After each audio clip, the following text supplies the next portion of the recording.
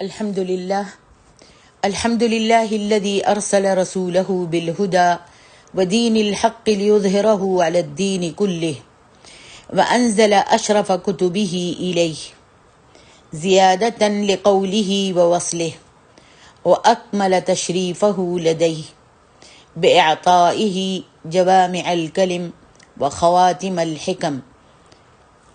اللهم صل على محمد وعلى آل محمد وأصحاب محمد وأتباع محمد وبارك وسلم تسلیما کثیرا. اما بعد، جیسا کہ ہم سب کو معلوم ہے، الحمدللہ رب العالمین قرآن مجید کے 30 سپارے ہیں. آج ہم پہلے سپارے کا خلاصہ بیان کریں گے. اللہ سبحانہ و تعالی سننے، سمجھنے اور عمل کرنے کی توفیق عطا فرمائیں. قرآن مجید اللہ کا کلام ہے جو حضرت محمد صلی اللہ علیہ وآلہ وسلم پر نازل ہوا. قرآن کا موضوع انسان ہے. اس قرآن میں انسانوں کو غلط کاموں کے حوالے سے تنبیہ دی گئی ہے، منع کیا گیا ہے. اسی طرح جو ان کے لیے اچھے کام ہیں ان کی اس میں رہنمائی بھی کی گئی ہے. قرآن مجید کا سبب نزول یہ ہے کہ قرآن کے نزول سے پہلے، قرآن کے اترنے سے پہلے یہ دنیا تاریکی میں جا چکی تھی اور ظلم و ستم کا شکار تھی. انسانوں کو کوئی منزل، کوئی راہ نظر نہیں آ رہی تھی. اللہ تبارک و تعالیٰ نے انسانوں کو اندھیرے سے نکال کر روشنی کی طرف لانا چاہا اور ان کے لیے ایک منزل کا تعین کرنا چاہا. تب جا کر قرآن مجید نازل ہوا. یعنی انسانیت کو تاریکی سے نکال کر روشن راستے کی طرف گامزن کرنا قرآن کا مقصد ہے. قرآن پاک کا مین مضمون توحید ہے، جس کے تمام احکامات، تمام بیانات اس بات پر اصرار کرتے ہیں کہ اللہ سبحانہ و تعالیٰ ایک ہے، اس کا کوئی بھی شریک نہیں ہے. یہ تمام کائنات اس کی تخلیق ہے اور اس کی سب سے اعلیٰ اور بہترین تخلیق جو ہے انسان ہے. اللہ تبارک و تعالیٰ کی عبادت کرنی چاہیے اور اس کے ساتھ شرک نہیں کرنا چاہیے. یہ قرآن مجید کا مضمون ہے. قرآن مجید کی ابتدا سورۃ فاتحہ سے ہوتی ہے. سورۃ فاتحہ مکی ہے اور 7 آیات پر مشتمل ہے. سورۃ الفاتحہ کا معنی آغاز اور ابتدا کا ہے، اور اس کے دیگر نام بھی ہیں جیسے القرآن، السبع المثانی، القرآن العظیم، الشفاء وغیرہ. اس کے دیگر نام ہیں اور بھی نام ہیں. سورۃ فاتحہ 2 حصوں پر مشتمل ہے. پہلا حصہ اللہ کی حمد و ثنا اور ربوبیت پر مشتمل ہے. دوسرا حصہ جو ہے دعا اور مناجات کا ہے.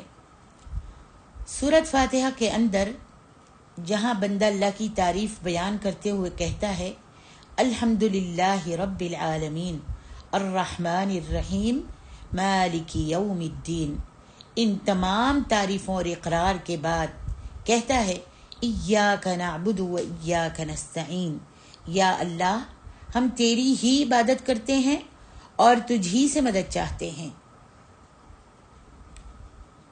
تو یہی قرآن کا مضمون ہے. اللہ کی ہی عبادت کرنی چاہیے اور اسی سے مدد مانگنی چاہیے.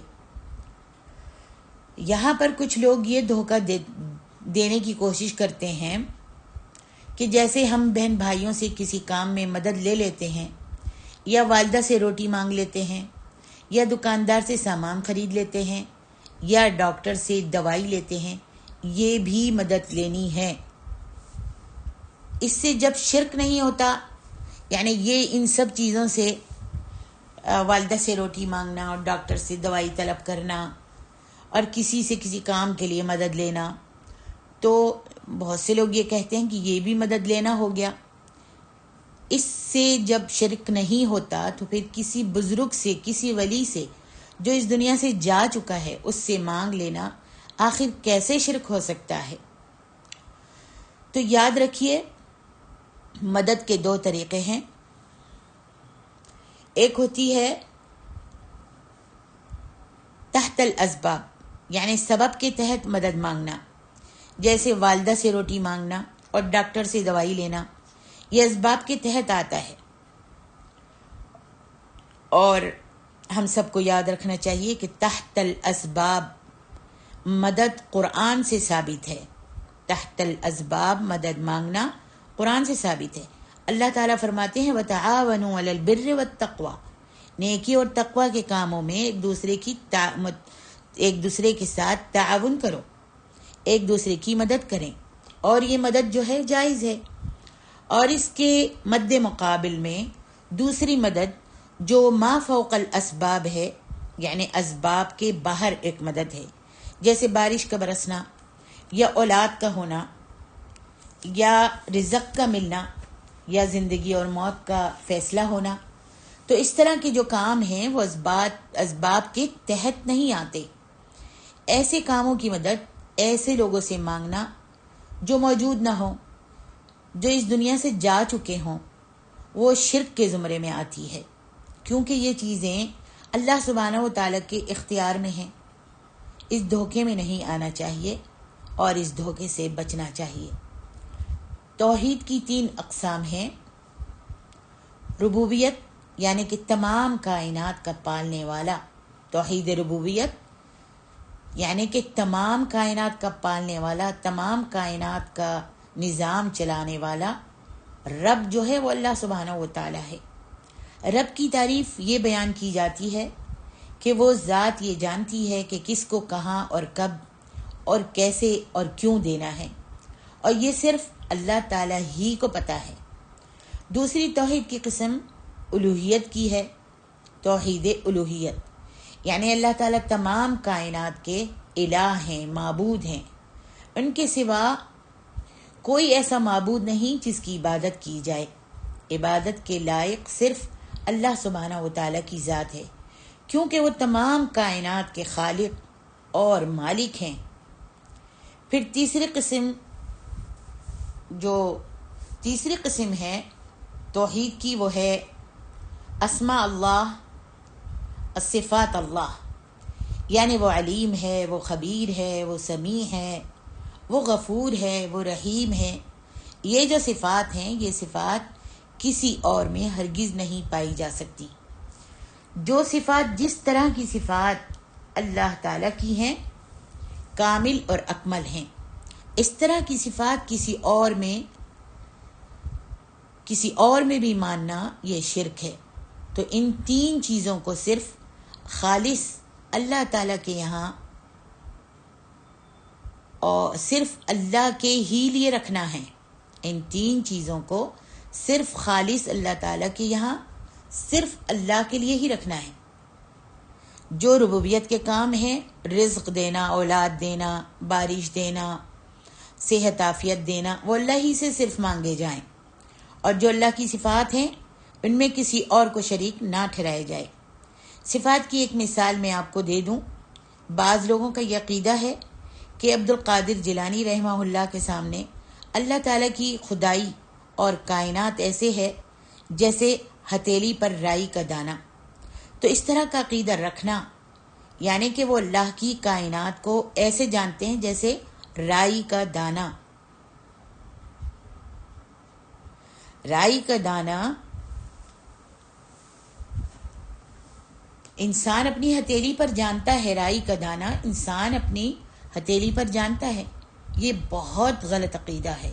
اتنا کامل اور مکمل علم صرف اللہ سبحانہ و تعالیٰ کے پاس ہے اور کسی کے پاس نہیں ہو سکتا۔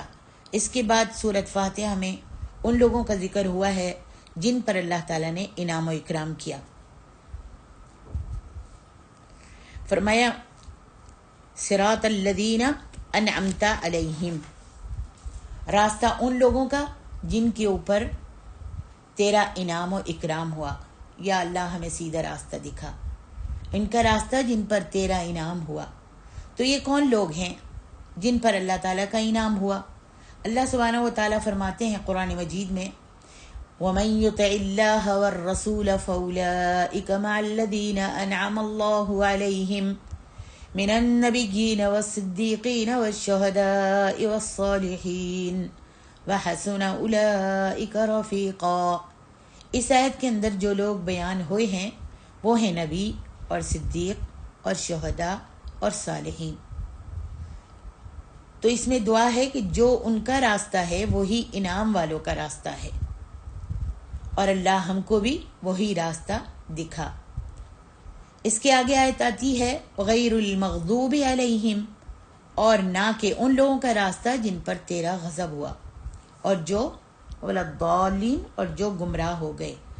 مغضوب علیہم سے مراد یہاں یہود ہیں۔ اس کی ایک تشریح تو سورۃ البقرہ میں ہے کہ فباؤوا بغضب علی غضب، کہ وہ اللہ کے غضب کے ساتھ لوٹے، اور الضالین سے مراد عیسائی ہیں۔ اس کی تشریح بھی قرآن مجید میں موجود ہے۔ فرمایا قد اضلوا کثیرا واضلوا عن سواء السبیل، کہ ان لوگوں نے بہت سارے لوگوں کو گمراہ کیا اور یہ خود سیدھے راستے سے بھٹک گئے۔ یہود اور نصارہ کا بیان انشاءاللہ آگے سورۃ البقرہ میں آئے گا۔ یہ سورۃ فاتحہ کی تفسیر تھی اور اس کا خلاصہ تھا۔ اب اس کے بعد سورۃ البقرہ آتی ہے جو کہ مدنی سورت ہے، اور 286 اس کی آیات ہیں، اور اس میں 40 رکوع ہیں۔ سورۃ البقرہ کے آغاز میں ہی اللہ سبحانہ و تعالیٰ نے انسان کی 3 قسموں کا ذکر کیا ہے۔ وہ 3 قسمیں کون سی ہیں؟ آئیے دیکھتے ہیں۔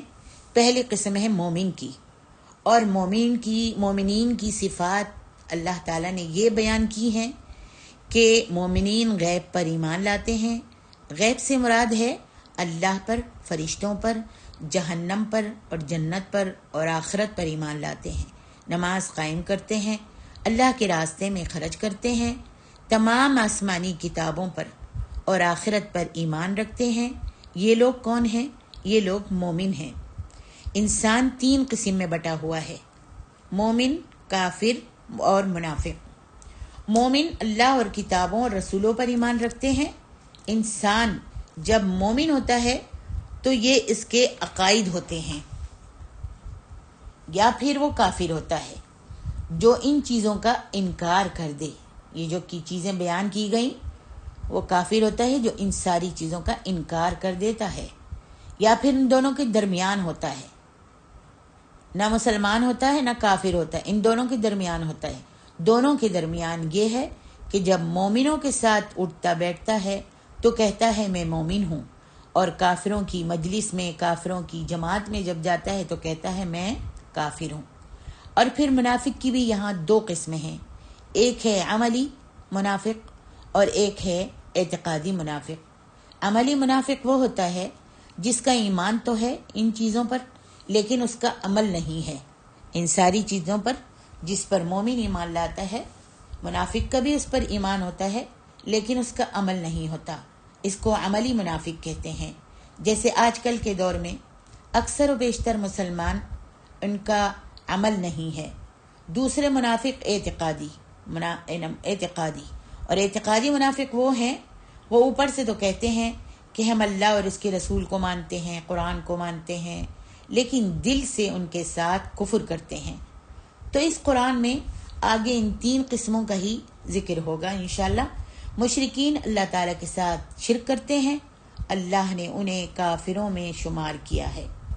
یعنی ایک انسان جتنا بھی کوئی انسان جتنا بھی اللہ کا ماننے والا ہو، نمازیں عبادتیں کرتا ہو، لیکن جب وہ ایک شرک کر لیتا ہے تو وہ پھر مومن نہیں رہتا، وہ کافر ہو جاتا ہے۔ ان انسانوں کی 3 قسموں کے بیان کے بعد اللہ سبحانہ و تعالیٰ نے قرآن مجید کے معجزے کو بیان کیا ہے۔ اللہ فرماتے ہیں ان کنتم فی ریب مما نزلنا علی عبدنا فأتوا بسورۃ من مثلہ، اگر تمہیں کوئی شک ہے اس قرآن پر تو تم ایسی کوئی صورت بنا کر لے آؤ جو یہ قرآن میں چیلنج ہے۔ یہ اللہ تعالیٰ نے قرآن میں چیلنج کیا ہے کہ تم ایک صورت بنا کر لے آؤ، اور دوسری جگہ میں 3 صورتوں کا اور ایک جگہ میں 1 آیت کا. تو یہ چیلنج آج تک پورا نہیں ہو سکا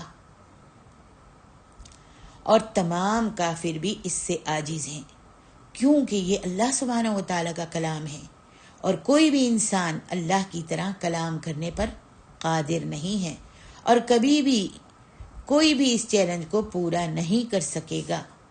اس کے بعد اللہ سبحانہ و تعالیٰ نے تخلیق انسان آدم کا ذکر کیا اور کہا فرشتوں سے کہ میں زمین پر ایک مخلوق بنانا چاہتا ہوں جو ایک دوسرے کے بعد آئے گی اور زمین پر لمبا چوڑا قیام کرے گی. تو فرشتوں نے کہا یا اللہ ایسی مخلوق بنانے کی کیا ضرورت ہے جو وہاں پر دنیا میں فتنہ اور فساد پھیلائیں گے، خون بہائیں گے، ہم ہیں نا تیری عبادت کرنے والے. تو اللہ سبحانہ و تعالیٰ نے کیا فرمایا، انی اعلم ما لا تعلمون، جو میں جانتا ہوں، جو میرا علم ہے وہ تم نہیں جانتے. تو پھر اس میں اللہ سبحانہ و تعالیٰ نے ابلیس کے ساتھ سجدے والا سارا معاملہ بیان کیا اور انسانیت کو بتا دیا ہے کہ انسان کے پاس 2 راستے ہیں، ایک اللہ تعالیٰ کا راستہ ہے اور دوسرا ابلیس کا راستہ. انسان جس راستے کو چاہے اختیار کر سکتا ہے. ان واقعے کے بعد اس سپارے کے اندر ایک لمبا چوڑا تذکرہ ہے بنی اسرائیل کا، اور اس بنی اسرائیل کے تذکرے کے اندر کافی ساری چیزیں بیان ہوتی ہیں. ہم ابھی ان کا جائزہ لیتے ہیں مختصر سا. بنی اسرائیل اصل میں یہود اور نصارہ کی مشتمل قوم کو کہا جاتا ہے. یہ یعقوب علیہ السلام کی اولاد ہے اور اسرائیل ان کا لقب تھا. ان کے لقب کی نسبت ہی سے انہیں بنی اسرائیل کہا جاتا ہے، جانا جاتا ہے. اور ان میں 2 قومیں ہیں، یہود اور نصارہ. یہود یعقوب علیہ السلام کے بیٹے یہودا کی طرف نسبت ہے اور نصارہ یروشلم کے پاس بیت المقدس کے پاس ایک بستی ہے جہاں پر حضرت عیسیٰ علیہ السلام کی پیدائش ہوئی. تو ان کی پیدائش کی نسبت سے ان کو نصارہ کہا جاتا ہے. بنی اسرائیل کو اللہ سبحانہ و تعالیٰ نے اس پارے میں اپنے انعامات گنوائے ہیں، پھر ان کے جرائم گنوائے ہیں، پھر جو انہوں نے زیادتیاں کی ہیں وہ گنوائی ہیں. یہ سب اس لیے کہا گیا کیونکہ اللہ تبارک و تعالیٰ نے جب محمد الرسول اللہ صلی اللہ علیہ وسلم کو مبعوث کرنے کا فیصلہ کر لیا تھا تو کہا کہ اب دنیا کی امامت بنی اسرائیل کے پاس نہیں رہے گی، بلکہ یہ امامت اب بنی اسماعیل کی طرف منتقل ہو جائے گی. پہلے امامت بنی اسرائیل کے پاس ہوتی تھی. جب نبی صلی اللہ علیہ وسلم کو مبعوث کرنے کا فیصلہ اللہ تعالیٰ نے کیا تو کہا کہ اب دنیا کی امامت بنی اسرائیل کے پاس نہیں رہے گی، بلکہ یہ امامت اب بنی اسماعیل کی طرف منتقل ہو جائے گی. تو اللہ سبحانہ و تعالیٰ نے وہ تمام اسباب بیان کیے ہیں جس کی وجہ سے بنی اسرائیل سے امامت جو تھی وہ چھین لی گئی. سب سے پہلے ہم ان انعامات کا جائزہ لیتے ہیں جو ان پر اللہ سبحانہ و تعالیٰ نے کیے تھے، نعمتوں سے نوازا تھا. ہم ان نعمتوں کا جائزہ لیتے ہیں. اللہ سبحانہ و تعالیٰ نے بنی اسرائیل کو حضرت موسیٰ کے ذریعے فرعون سے نجات دی. اللہ سبحانہ و تعالیٰ نے ان کو تورات دی. اللہ سبحانہ و تعالیٰ نے ان کی نسل کشی جو ہو رہی تھی اس کو روک دیا. اللہ تعالیٰ نے ان کو ٹھکانے دیے، مسکن دیے، جگہ دی، ان کو دنیا کے اوپر رہائش دی، ان کو بادشاہت بھی دی. ان کے پاس پانی نہیں تھا، اللہ تعالیٰ نے پتھر میں سے چشمہ جاری کر دیے، 12 چشمے جاری ہوئے. اللہ سبحانہ و تعالیٰ نے ان کو کھانا دیا جس کا انہوں نے شکر ادا نہیں کیا اور کہا کہ ہمیں یہ کھانا من اور سلوہ نہیں چاہیے، ہمیں سبزی ترکاری چاہیے. اللہ سبحانہ و تعالیٰ نے وہ بھی ان کو دے دی. الغرض انہوں نے جو بھی اللہ تعالیٰ سے مطالبہ کیا، جو بھی چیزیں اللہ سے مانگی تو اللہ نے ان کا وہ مطالبہ پورا کیا. ان تمام مطالبوں کے باوجود اللہ اکبر. اور دیکھیں مطالبے بھی کیسے اللہ تبارک و تعالی نے ان کو دیے اور ان کے مطالبوں کو پورا کیا. اور انہوں نے مطالبے بھی کیسے کیے؟ کہا کہ ہم جب تک ایمان نہیں لائیں گے تب تک کہ ہم اللہ تعالیٰ کو اپنی آنکھوں سے نہ دیکھ لیں. یہ سارے ان کے مطالبات اللہ نے پورے کیے، لیکن پھر بھی آخر میں انہوں نے کہا کہ ہم ایمان نہیں لائیں گے جب تک ہم اللہ تعالیٰ کو اپنی آنکھوں سے نہ دیکھ لیں. اس طرح کے مطالبے کیے انہوں نے. پھر اللہ سبحانہ و تعالیٰ نے ان لوگوں کو طور پہاڑ پر بلا لیا اور کہا کہ اچھا آ جاؤ اور دیکھ لو، اللہ کو دیکھنا چاہتے ہو نا، دیکھ لو. پھر جب یہ وہاں پر پہاڑ پر چڑھے تو اللہ سبحانہ و تعالیٰ کی تجلی کی تاب نہ لا سکے. اللہ نے تجلی پھینکی، پہاڑ پر روشنی ڈالی اور یہ اس تجلی کی، اس روشنی کی تاب نہ لا سکے اور مر گئے. اور پھر حضرت موسیٰ علیہ السلام نے دعا کی اور آپ کی دعا سے یہ دوبارہ زندہ ہو گئے. اتنی لاڈلی قوم دیکھیے، اور اتنے انعامات کے بعد ان کا جو رویہ تھا وہ یہ تھا کہ انہوں نے اللہ کے نبیوں کو قتل کرنا شروع کر دیا. اللہ سبحانہ و تعالیٰ کی آیات میں تحریف کرنی شروع کر دی. انہیں جو بھی حکم دیا تھا یہ اس کا الٹ کرتے تھے. تو پھر اللہ تعالیٰ نے ان کے اتنے جرائم کے بعد کہا فَبَاءُوا بِغَضَبٍ عَلَىٰ غَضَبٍ، کہ یہ اللہ تعالیٰ کے ڈبل عذاب کے ساتھ لوٹیں گے، کہ ان پر اللہ کا دوہرا ڈبل عذاب ہوگا. کیونکہ حق بات سے فرار اختیار کرنا، حق بات سے بھاگنا، اللہ کی کتابوں میں رد و بدل کرنا، اللہ کے حکم کے خلاف کرنا، یہ ان کے جرائم تھے.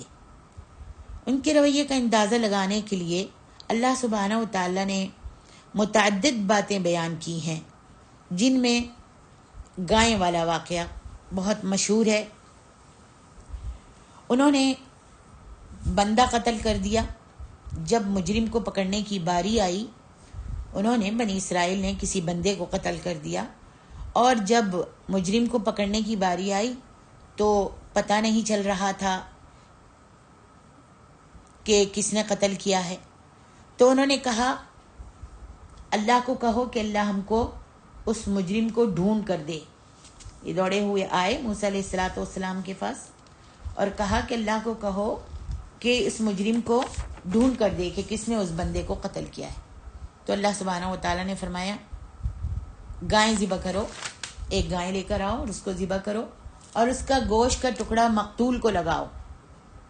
جب اس کے گوشت کا ٹکڑا مقتول کی ران پر یا جسم پر لگاؤ گے تو وہ بول کر بتا دے گا، وہ مردہ زندہ ہو جائے گا اور بول کر بتا دے گا کہ اسے کس نے قتل کیا ہے. آپ کا کام ہو جائے گا. اب جب یہ اللہ سبحانہ و تعالیٰ نے حکم دیا اور موسیٰ علیہ السلام نے اپنی قوم کو کہا تو سب کے سب جو تھے وہ ڈر گئے کہ کیا واقعی ایسا ہو جائے گا. پھر انہوں نے کیا کیا، انہوں نے ہیلے بہانے تراشنے شروع کر دیے کہ جناب گائے کیسی ہو، کیسا رنگ ہو، اس کی عمر کتنی ہو. یہ سب پوچھنے کے بعد بھی کہنے لگے ہمیں پتہ نہیں چل رہا. آپ اور زیادہ اللہ سبحانہ و تعالیٰ سے تفصیل سے پوچھ کر بتائیں. اللہ اکبر.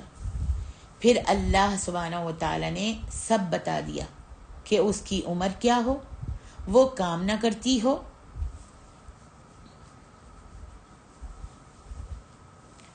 اس کی عمر کیا ہو، وہ کام نہ کرتی ہو، اس کا رنگ ایسا ہو، اصفر آپ نے پڑھا ہے نا، اس کا رنگ اصفر ہو، پیلا ہو. تو یہ ساری تفصیل اس صورت میں موجود ہے. پھر اللہ سبحانہ و تعالیٰ نے کہا کہ یہ عمل کرنے والے نہیں تھے اس کام پر. یہ تو بس ایسے ہی بہانے بنا رہے تھے اور ایسے ہی یہ فضول باتیں کر رہے تھے. کیسا رنگ ہو، کتنی عمر ہو، کیسی ہو، یہ سب بہانے بنا رہے تھے. انہوں نے عمل نہیں کرنا تھا، ذبح نہیں کرنا تھا. یہ بس ایسے ہی فضول باتیں کر رہے تھے، سوال جواب کر رہے تھے. تو اس کام پر اللہ تعالیٰ نے ان کو مجبور کرنا تھا، یہ ان کا رویہ تھا. اس قصے کے بعد سبحان اللہ، اس قصے کے بعد تعمیر کعبہ کا ذکر کیا گیا ہے کہ جیسے حضرت آدم علیہ السلام نے اس جگہ پر کعبہ تعمیر کیا تھا، اس کی بنیادوں پر حضرت ابراہیم اور حضرت اسماعیل نے کعبے کو تعمیر کیا، اور ہم نے حضرت ابراہیم علیہ السلام کو تمام آزمائشوں سے گزارا، اور وہ سب آزمائشوں پر پورے اترے۔ جب وہ پورے اترے تو ہم نے اللہ سبحانہ و تعالیٰ نے ان سے کہا انی جاعلک للناس اماما، ہم آپ کو یعنی ابراہیم علیہ السلام کو لوگوں کا امام بنانے والے ہیں۔ انی جاعلک للناس اماما، ہم لوگوں کا آپ کو امام بنانے والے ہیں۔ امام سے یہ مراد ہے کہ پوری دنیا کا رہنما، مذہبی، سیاسی، معاشی، ہر طرح کے معاملات کا رہنما، فرمائے امام بنانے والے ہیں، اور جو لوگ آپ کے ملت پر، آپ کے دین پر چلیں گے وہی کامیاب ٹھہرائے جائیں گے۔ ابراہیم علیہ السلام کو اللہ نے کہا جو لوگ آپ کی ملت پر، آپ کے دین پر چلیں گے وہی کامیاب ٹھہرائے جائیں گے۔ تو ابراہیم علیہ السلام کو فوراً ہی اپنے بچوں کا خیال آیا، اور آپ نے کہا وَمِن ذُرِّيَّتِي، یا اللہ میری اولاد کو بھی بنا دے۔ تو اللہ سبحانہ و تعالیٰ نے کیا فرمایا؟ فرمایا ٹھیک ہے، ہم آپ کی اولاد کو بھی امام بنا دیں گے، لیکن یہ بات یاد رکھیے گا کہ میرا جو یہ وعدہ ہے یہ ظالموں کے لیے نہیں ہے۔ آپ کی اولاد میں سے اگر کوئی ظالم ہوگا تو ہم اسے امامت نہیں دیں گے۔ تو ان تمام باتوں کو بیان کرنے کے بعد اللہ سبحانہ و تعالیٰ نے فرمایا امامت کا مرکز، دنیا کی رہنمائی بھلائی کا مرکز پہلے دن سے ہی خانہ کعبہ ہے، جیسا کہ قرآن مجید میں آتا ہے ان اول بیت وضع للناس للذی ببکۃ مبارکا وہدی للعالمین، یعنی دنیا میں سب سے پہلا گھر جو اللہ تعالیٰ کا تعمیر ہوا وہ مکہ تھا، وہ کعبہ تھا۔ تمام جہانوں کی ہدایت کا مرکز مکہ ہے۔ صرف کعبہ اور مکہ ہی مرکز نہیں ہے، بلکہ اس کو تعمیر کرنے والے حضرت ابراہیم علیہ السلام امام بھی ہیں، رہنما بھی ہیں۔ ان کا طریقہ ہی انسانیت کی رہنمائی کرے گا۔ ابراہیم علیہ السلام کا طریقہ ہی انسانیت کی رہنمائی کرے گا، اس پر چلنے والے ہی کامیاب ہیں۔ اور ان کا طریقہ یہود نے بھی چھوڑ دیا اور بنی اسماعیل نے بھی چھوڑ دیا، قریش اور عرب کے لوگوں نے بھی چھوڑ دیا، اور دین میں ان کے طرح طرح کی تحریفات کر دیں، بدعات خرافات شامل کر دیں، اور یہودیوں نے تو دین کا نقشہ ہی بگاڑ دیا۔ تو اللہ سبحانہ و تعالیٰ نے دین ابراہیم کے احیاء کے لیے، زندہ کرنے کے لیے، اٹھانے کے لیے، دین کو پھیلانے کے لیے محمد الرسول اللہ صلی اللہ علیہ وسلم کو مبعوث کیا، اور کہا کہ اب ملت ابراہیم پر جو شخص ہے وہ محمد صلی اللہ علیہ وسلم کی ملت پر ہے۔ یہی محمد صلی اللہ علیہ وآلہ وسلم حضرت ابراہیم ہی کے طریقے پر، حضرت ابراہیم اپنے جد امجد کے طریقے پر محمد صلی اللہ علیہ وآلہ وسلم اور دین کو دنیا میں دوبارہ زندہ کر رہے ہیں۔ سبحان اللہ۔ اب محمد صلی اللہ علیہ وسلم کو تسلیم کرنا اور قرآن پر چلنا ہی دین ابراہیم پر چلنا ہے۔ جو شخص بھی اس سے انکار کرے گا، یاد رکھیے گویا وہ اللہ کی رہنمائی سے منہ موڑے گا۔ اب اگر کامیابی چاہتے ہیں ہم تو ملت ابراہیم پر چلنا ہے، جو کہ حضرت محمد الرسول اللہ صلی اللہ علیہ وسلم کے ذریعے ہم تک پہنچی ہے۔ ان لوگوں کا دعویٰ تھا کہ آپ بڑی بڑی باتیں کرتے ہیں کہ ہم دین ابراہیم پر ہیں، حضرت ابراہیم علیہ السلام نے فلاں کام تو منع کر دیے تھے، آپ نے تو وہ دوبارہ شروع کر دیے ہیں۔ تو اللہ سبحانہ و تعالیٰ نے فرمایا اصل بات یہ ہے کہ تم لوگوں نے دین کو بگاڑ دیا تھا۔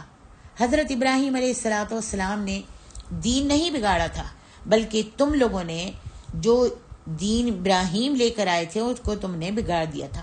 حضرت ابراہیم علیہ السلام تو مشرک بھی نہیں تھے۔ ما کان ابراہیم یہودیا ولا نصرانیا ولکن کان حنیفا مسلما وما کان من المشرکین۔ حضرت ابراہیم علیہ السلام تو مشرک بھی نہیں تھے۔ ان کا یہ بھی دعویٰ تھا کہ اگر دین ابراہیم پر چلنا ہے تو تم یہودی ہو جاؤ یا پھر عیسائی ہو جاؤ، پھر محمد الرسول اللہ صلی اللہ علیہ وسلم کی پیروی کی کیا ضرورت ہے؟ ہم تو ابراہیم ہی کی اولاد ہیں۔ تو اللہ سبحانہ و تعالیٰ نے فرمایا ما کان ابراہیم یہودیا ولا نصرانیا ولکن کان حنیفا مسلما۔ ابراہیم علیہ السلام یہودی بھی نہیں تھے، عیسائی بھی نہیں تھے، وہ تو خالص مسلمان تھے۔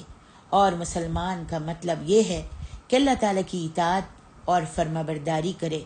اب اگر اللہ سبحانہ و تعالیٰ کہہ رہے ہیں کہ اب میری اطاعت و فرما برداری محمد صلی اللہ علیہ وسلم کی پیروی کر کے اور قرآن پر عمل کر کے کرو، تو ہر مسلمان کا شیوا یہ ہونا چاہیے کہ جو اللہ سبحانہ و تعالیٰ نے کہہ دیا، جو حکم دے دیا، اس پر سر تسلیم خم کر دے۔